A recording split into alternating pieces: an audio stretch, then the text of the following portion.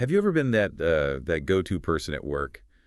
You know the one. Yeah. Everyone just automatically turns to you for everything. The one with all the answers, or maybe all the institutional memory. Exactly. Or maybe you've seen someone who's just so helpful, like incredibly helpful, but they somehow end up slowing things down. Yeah, that's the paradox we're diving into today. Management researchers actually have a term for it: collaborative bottleneck syndrome. Collaborative bottleneck syndrome. It sounds counterintuitive, right? But it's when an organization's most helpful people, the real stars sometimes, unintentionally become these roadblocks. Productivity suffers, growth stalls. So like a blessing turning into a curse. Precisely.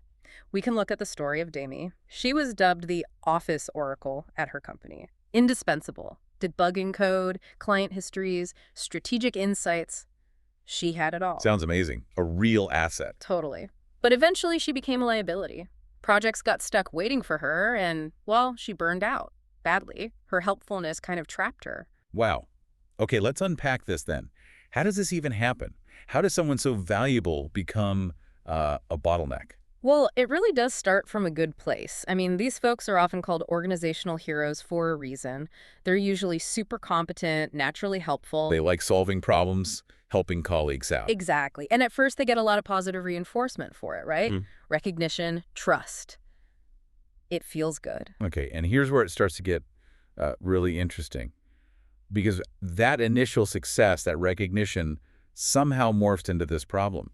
How does that transformation actually work? Yeah, it's a tricky shift, and it often follows a pretty predictable pattern. First, the demands just escalate. More questions come their way. Their opinion becomes essential for decisions. Right. They get pulled into more projects, maybe just in case they're needed.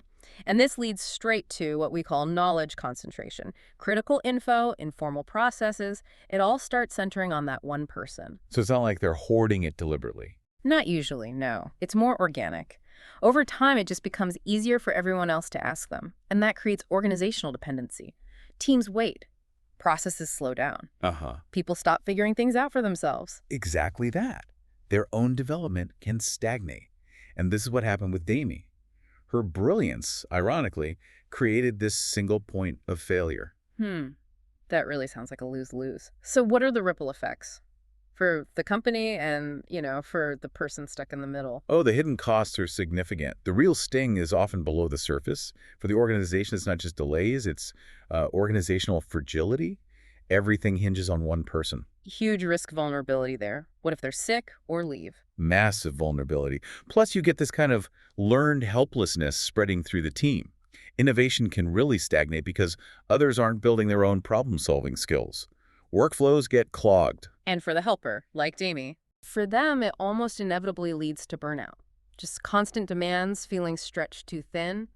Their own performance can actually drop. And career stagnation, too, because they're too busy to think strategically or develop new skills. They feel trapped, utterly trapped sometimes. It sounds pretty bleak. Yeah. But you mentioned there's good news. It's not like a permanent state. There are ways out. Definitely. It's not an irreversible curse, thankfully. There are concrete solutions, both at the organizational level and for the individuals caught in it. Okay, let's hear them. What can organizations do? Well, it often needs real structural and cultural changes. Structurally, things like robust knowledge distribution programs are key. But so like cross-training, documentation. Yes, exactly. Yeah. Mandatory knowledge sharing sessions, really rigorous documentation standards, incentivized cross-training, formal mentorship. These can't just be boxes to tick. They need teeth to really decentralize that knowledge. Makes sense. What else? Process redesign is also crucial. Setting up clear decision-making frameworks so not everything has to go through one person. Building automated knowledge bases, self-service portals. Taking the load off the individual. Right. And culturally, it means rethinking reward systems. Maybe incentivize knowledge sharing more than just individual heroics. And leadership development is vital training managers to spot potential bottlenecks early and foster that shared responsibility. Okay, that covers the organization. What about the individuals themselves, the Damis out there? What can they do? For the helpers, it starts with personal strategies, setting and, importantly, maintaining clear boundaries. That can be really hard. Everything no? Learning to say no constructively, yeah. Or redirecting people. Offering alternatives, pointing to resources instead of just taking it on. Also, creating self-service resources, FAQs, wikis can offload a lot. shifting their focus a bit. Yeah. Exactly. Professionally, it's about consciously shifting from doing everything to teaching others, developing delegation skills, building systems for sharing knowledge, and actively mentoring potential successors. It's kind of redefining your value. From being the sole answer provider to being an empowerer. Precisely. You become valuable because you build capacity in others, not just because you hold all the keys yourself. Yeah. We step back and look at the bigger picture here. The goal isn't to discourage people from being helpful or dedicated.